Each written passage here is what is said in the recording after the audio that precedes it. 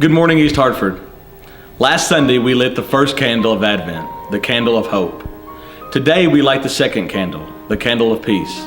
We light it knowing full well that peace is elusive, and sometimes it seems to be completely absent.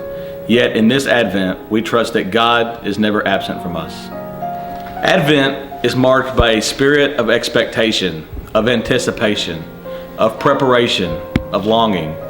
There is a yearning for deliverance from the evils of the world, first expressed by Israelite slaves in Egypt as they cried from their bitter oppression. It is the cry of those who have experienced the tyranny of injustice in a world under the curse of sin, and yet who have hope of deliverance by a God who has heard the cries of oppressed slaves and brought deliverance, who has brought peace. Luke chapter 3, verses 4 through 6. As it is written in the book of the words of Isaiah the prophet, saying, "The voice of one crying in the wilderness, prepare the way of the Lord, make his path straight. Every valley shall be filled, and every mountain and hill brought low. The crooked places shall be made straight, and the rough ways smooth. And the flesh shall see the salvation of God." Hello, we're the Hollands. I'm Kevin, and it's my wife Stephanie. We have two sons, Corbin and Colton. Whenever I was 12, I was saved and baptized. I went to church pretty regular at that time.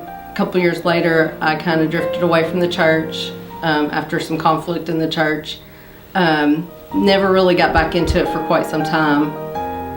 When Colton was 7, he came to East Hartford to Bible school, and he was saved that night. And someone met me and told me after Bible school that he had been saved. And I remember after I got home that night, I just cried because I knew that nothing I had ever done for my child had given him that, had helped to prepare him for that. And myself, when Colton and Stephanie first started coming here, she would ask me every week, do you want to go to church with us? And I'd find a lot of excuses not to come. She'd ask, and she would ask all the time. And Colton would ask, "Hey Dad, you want to go to church?" And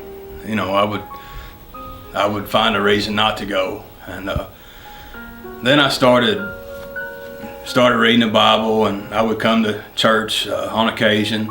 And then I started coming pretty much every Sunday. I was off work. I had to work 2 weekends a month, and I was off 2 weekends a month. So I started coming every chance I could when I was off. And then one night I was on my way home from work from the midnight shift, and I just felt real convicted.